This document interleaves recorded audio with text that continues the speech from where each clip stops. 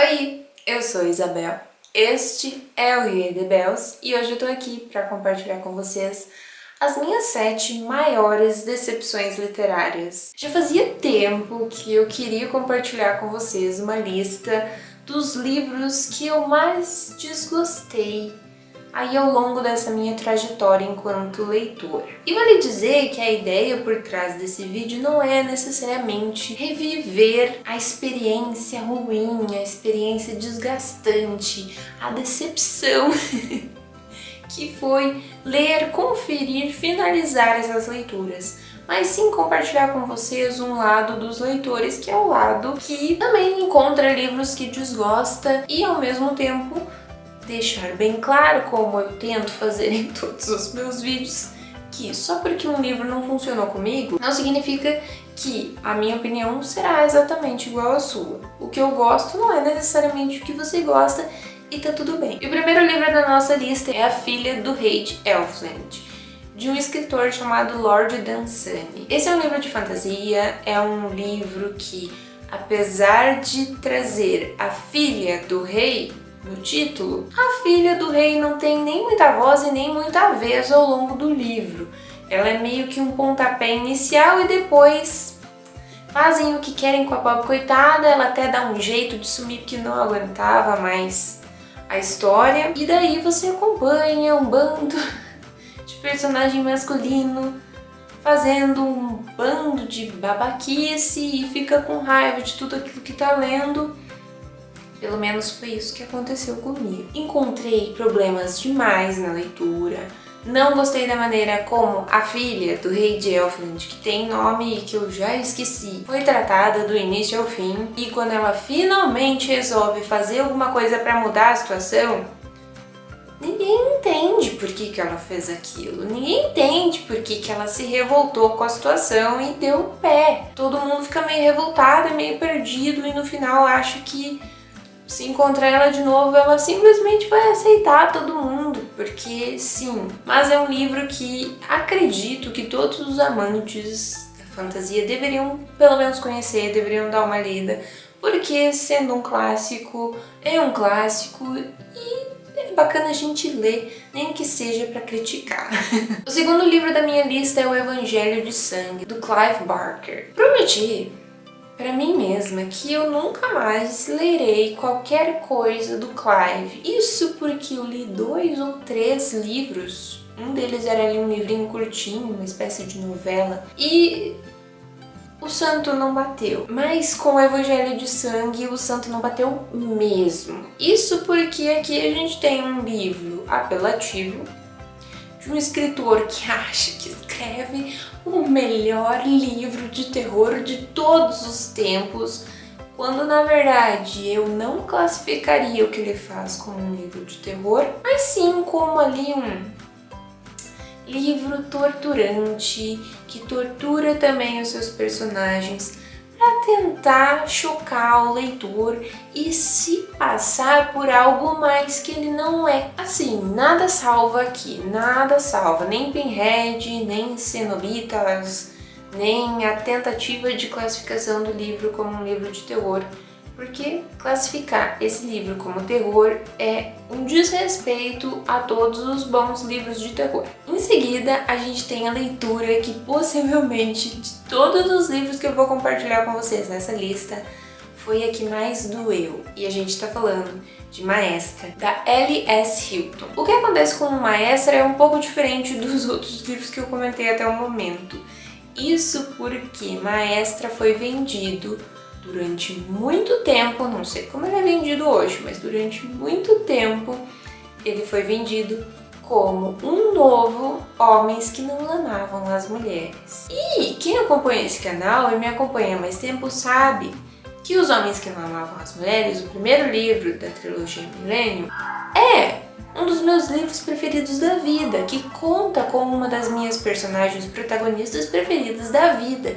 Então, se você compara esse livro com o magnífico, maravilhoso, sensacional, perfeito Os Homens que Não Amavam as Mulheres, esse livro que você está comparando tem que ser bom ao nível daquele, né, que você está usando como comparação. Só que não é isso que acontece. Em primeiro lugar, porque um não tem nada a ver com o outro. Em segundo lugar, porque a tentativa de aprofundamento psicológico, histórico, cultural, social, não sei, da protagonista é extremamente falha e absurda e problemática. E em terceiro lugar, porque Maestra é somente um livro que uma mulher decidiu contar a partir de uma tentativa de trabalhar temas polêmicos, mas que no fundo, nada mais é do que um livrinho hot, problemático, polêmico.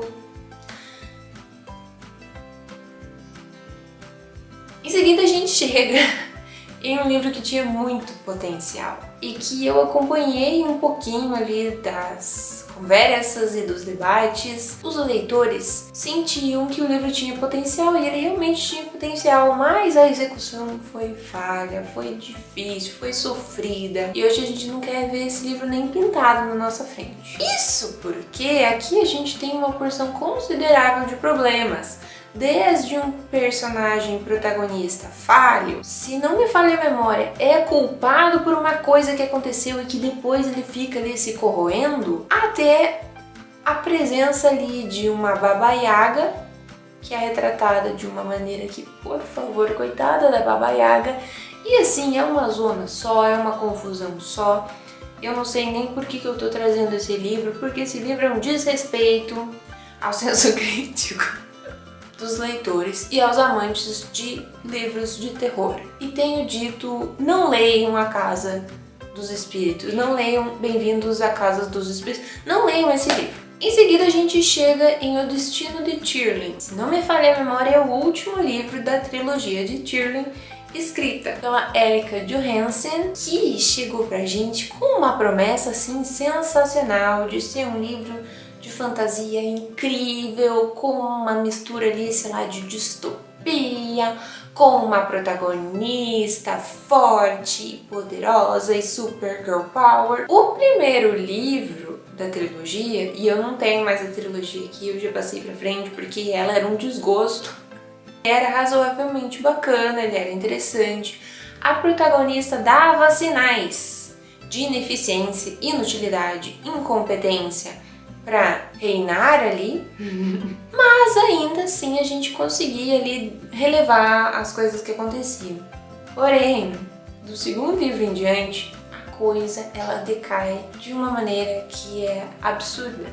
O livro ele cai assim de cara no chão e cai de cara no chão com força. Nossa querida Erika Johansen vai inserindo tanta coisa na coitada da trilogia que não tem espaço para trabalhar tudo isso e curiosamente se vendia no livro que ele estava sendo adaptado para o cinema e que ninguém mais, ninguém menos do que Emma Watson seria a protagonista. Não sei de onde eles tiraram essa informação e penso que Emma Watson fez muito bem de fugir desse projeto.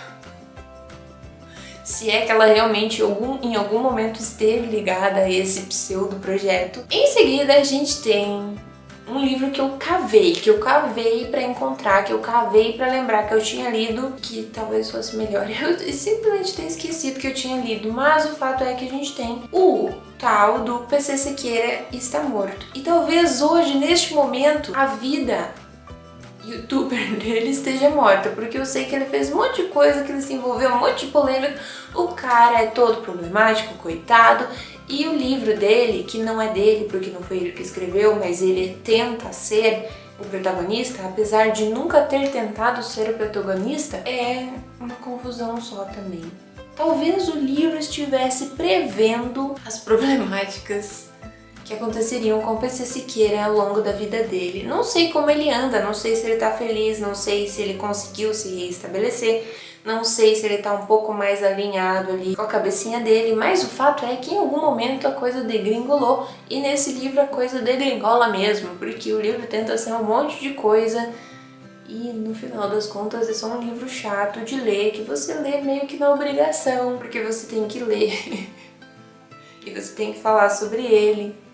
Você tem que tentar maneirar as coisas que você vai falar sobre ele. E por último, mas definitivamente não menos importante, a gente tem 172 Horas na Lua, um livro que é uma espécie de mistério com ficção científica com terror, que tem uma premissa, e isso eu não posso negar, realmente interessante, uma premissa instigante, porém que é uma premissa batida, uma premissa que quem gosta de histórias de terror e histórias de terror ali mescladas com ficção científica já viu, já conhece, então não vai se surpreender. E essa é a minha decepção com o livro.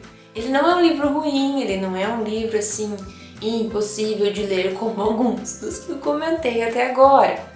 Mas ele é um livro que você já viu histórias parecidas antes e que não vai necessariamente te trazer nada de novo. Além disso, ao longo da história a gente vai encontrar um ou outro indício de que a coisa não vai dar muito boa.